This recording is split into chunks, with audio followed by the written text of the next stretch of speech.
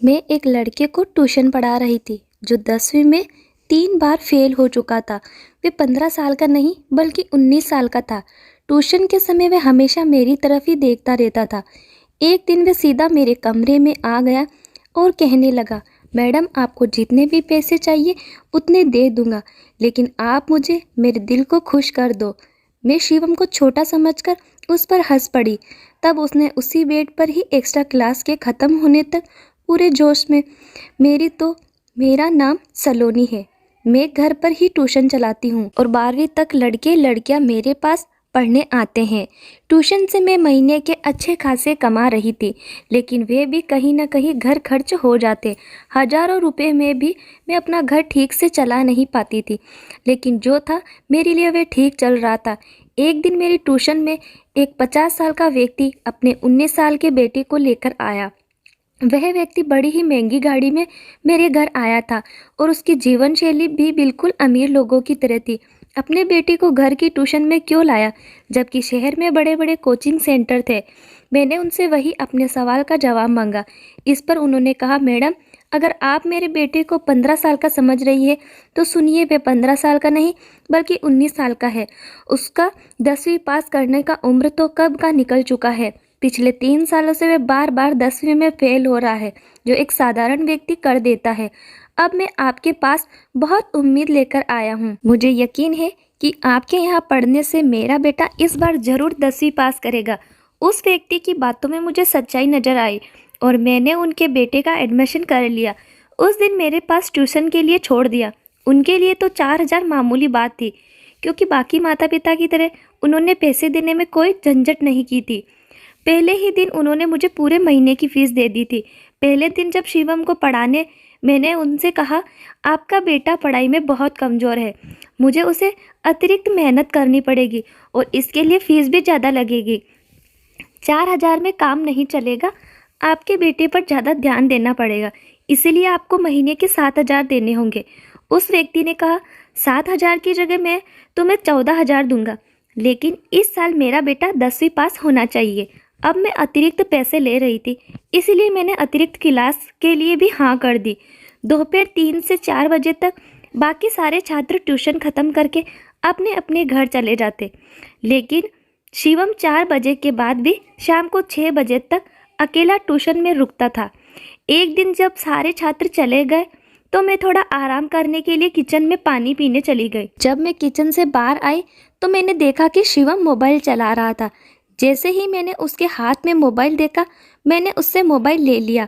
उसके पास जो मोबाइल था वह साधारण नहीं था, बल्कि बहुत महंगा फ़ोन था। शिवम के हाथ में 1 लाख का फ़ोन देखकर मेरी आंखें चमक गई।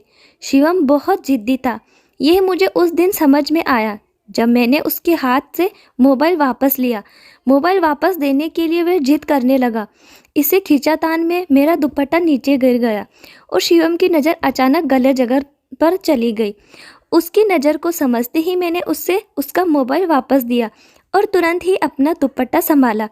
मैंने शिवम को छोटा समझती थी, लेकिन उसमें बच्चों जैसा कोई गुण नज़र नहीं आया। मैंने उसे उसका मोबाइल दे दिया और उसके बाद उसे कुछ नहीं कहा। मैंने उससे कहा, ट्यूशन ख़त्म हो गई, अब घर जाओ। तब वहाँ मेरे पास आकर बैठ गया और बोला, टीचर मुझसे गलती हो गई।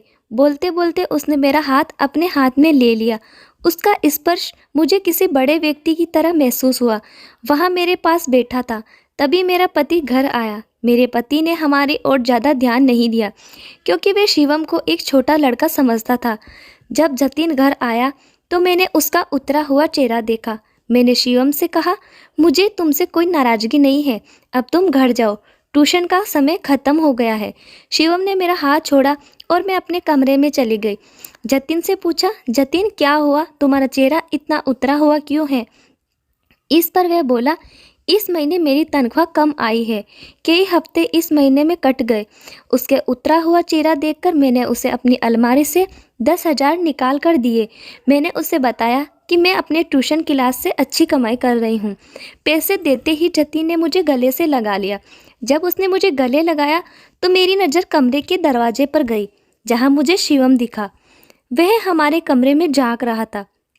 उसे देखते ही मैंने कहा, शिवम तुम यहाँ क्यों आए? तुम यहाँ? तब जतिन के सामने हिचकिचाकर बोलने लगा। शिवम ने कहा, टीचर मुझे मैथ्स का सवाल समझ में नहीं आ रहा, इसीलिए मैं रुका। तब जतिन फ्रेश होने के लिए बाथरूम में चले गए। मैं शिवम को लेकर बाहर हॉल में आई। घर में ट्यूशन लेना बहुत मुश्किल होता है, क्योंकि बच्चों की नज़रों में क्या आ जाए यह कहे नहीं जा सकता। हॉल में आते ही शिवम ने कहा, गणित में कल समझ लूँगा, और फिर वह चला गया। अगले दिन शिवम एक्स्ट्रा क्लास के लिए 4 से 6 बजे तक रुका। उसे मैं थोड़ा अभ्यास देकर अपने कमरे में चली गई। आज शाम मैंने तय किया था कि मैं अपने लिए एक जोड़ी झुमका खरीद लूँगी। पिछले कई दिनों से मैं इसके लिए पैसा जमा कर रही थी। जब मैं कमरे में जाकर अलमारी में देखा तो वहाँ केवल 5,000 ही थे। कल मैंने 30,000 जमा किए थे, जिनमें से 10,000 मैंने शिवम को दिए थे। बाकी के 15,000 रुपये कहाँ गए? मुझे कुछ समझ नहीं आया। आखिरकार मेरी आंखों में आंसू आ गए। तभी अचानक शिवम वहाँ आ गया। उसने मेरे आंसू पोंछे और मुझसे पूछा कि क्या हुआ। मेरी समस्या सुनकर शिवम अपने बैग से 15,000 रुपये लाया और मेरे हाथ में रख दिया। मैं भावुक होकर उसे गले लगा लिया। हालांकि मैं भावनाओं में बहकर उसे गले लगाया था, लेकिन शिवम ने मुझे कुछ अलग तरीके से पकड़ा था। उसका स्पर्श गलत जगह हो रहा था। जब अचानक मुझे उसका ऐसा स्पर्श महसूस हुआ तो मुझे एहसास हुआ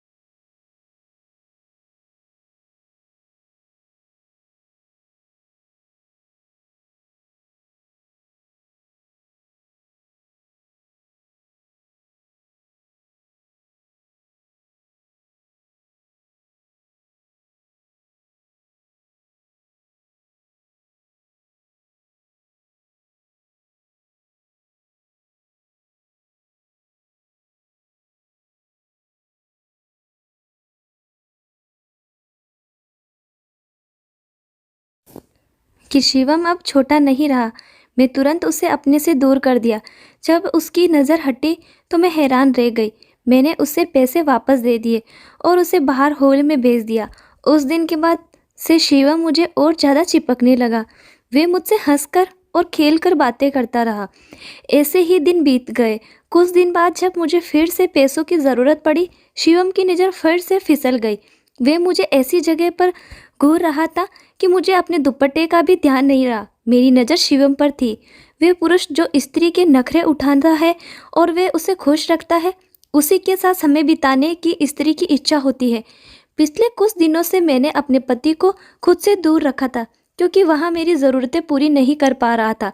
इसीलिए उसे मेरे साथ समय बिताने का भी हक नहीं था। जब मैं अपना दुपट्टा ठीक करना शुरू किया तो शिवम ने मुझे अपना एटीएम कार्ड दे दिया। उसका इरादा यही था कि मैं अपना दुपट्टा ठीक नहीं करूं। मेरी सुंदरता देखकर वह मेरी मदद कर रहा था, ये मुझे समझ में आ गया था। धीरे धीरे मैंने उसे अपने प्रेम के जाल में फंसाना शुरू कर दिया। अब उसका ध्यान पढ़ाई से हटकर मुझ पर ज़्यादा था। उसका ध्यान अपनी ओर से हटने नहीं देना था।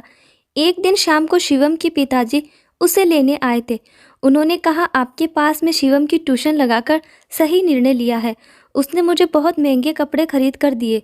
मैंने उससे कहा, तुम इतना पैसा खर्च कर रहे हो, अगर तुम्हारे पिता को इसके बारे में पता चला तो वे कहने लगे, पापा पैसे मेरे अकाउंट में डालते हैं। पिताजी मुझे 50,000 पॉकेट मनी देते हैं और पिछले कई सालों से मेरे अकाउंट में काफ़ी पैसे जमा हो चुके हैं। मैं आज तक किसी पर खर्च नहीं किया और अब तुम पर कर रहा हूँ। शिवम का जवाब सुनकर मेरी आंखें फटी की फटी रह गई। यह मुझे महीना भर काम करने पर भी पूरे 40,000 नहीं मिलते और शिवम की पॉकेट मनी ही 50,000 रुपये थी। उसकी पॉकेट मनी होने के बावजूद अब मैं उसे पैसे पर अपना अधिकार जमा रही थी। उसी पैसे से शिवम मेरी इच्छाएं पूरी कर रहा था। उस दिन मॉल में 2 घंटे घूमने के बाद मैं बहुत थक गई थी।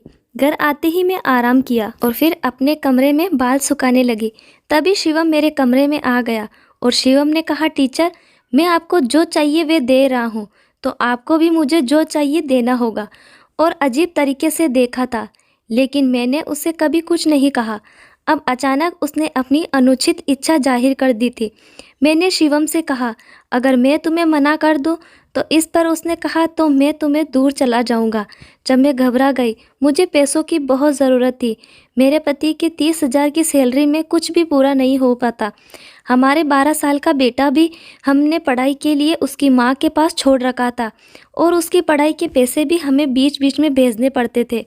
ये सब सोच विचार करके मैं जतिन को छोड़ दिया और शिवम को वह सब कुछ देने के लिए तैयार हो गई जो वह चाहता था। मुझे लगा कि शिवम को इन सब बातों की ज़्यादा जानकारी नहीं होगी, लेकिन जब वह मेरे पास आया तो उसने किसी अनुभवी व्यक्ति की तरह मेरे साथ समय बिताना शुरू कर दिया। मैं शिवम को छोटा समझ रही थी, लेकिन वह बिल्कुल भी छोटा नहीं था। अब वह हर रोज़ एक्स्ट्रा क्लास के समय मेरे साथ समय बिताने लगा था। इसी तरह 2-3 दिन गुजर गए। एक दिन मैं शिवम के पास ऐसी गोलियां देखी जो नहीं होनी चाहिए। मैंने उससे पूछा कि उसने ये ताकत बढ़ाने वाली गोलियां कहाँ से लाई, तो उसने कहा, पैसा फेंको तो सब कुछ मिलता है, जैसे तुम मुझे मिली। शिवम के ये शब्द सुनने में अजीब लगे, लेकिन मुझे पैसों की ज़रूरत थी, इसीलिए मैंने उसकी बातों पर ध्यान नहीं दिया। मेरे साथ समय बिताने से पहले वह अक्सर उन गोलियों का सेवन करता था। मैंने कई बार उसे वो गोलियां लेने से मना किया। उस दिन शिवम को चक्कर आ रहे थे, फिर भी उसने मेरे साथ समय बिताने में कोई झिझक नहीं दिखाई। शिवम मेरी हर ज़रूरत को पूरा कर रहा था और मैं उसे वे सुख दे रही थी जो वह चाहता था। इन सारी बातों की मेरे पति जतिन को ज़रा भी खबर नहीं थी। मैंने जतिन से ये कहा कि मेरे पास 2-3 कमज़ोर छात्र हैं जिनकी मैं पढ़ाई में मदद कर रही हूँ। उनके माता पिता ने उन्हें लड़के की ट्यूशन करने के लिए मुझे 10,000 फीस दी थी। इस सोच में जतिन खुश था कि उसे ही फ़ायदा हो रहा है। उसे मेरे और शिवम के रिश्ते के बारे में ज़रा भी जानकारी नहीं थी, लेकिन मुझे बहुत दुख था इस बात का कि मैं ज़रूरत पूरी करने के लिए गलत कर रही हूँ। तो दोस्तों, आपको कहानी अच्छी लगे तो लाइक और चैनल को प्लीज़ सब्सक्राइब ज़रूर करें।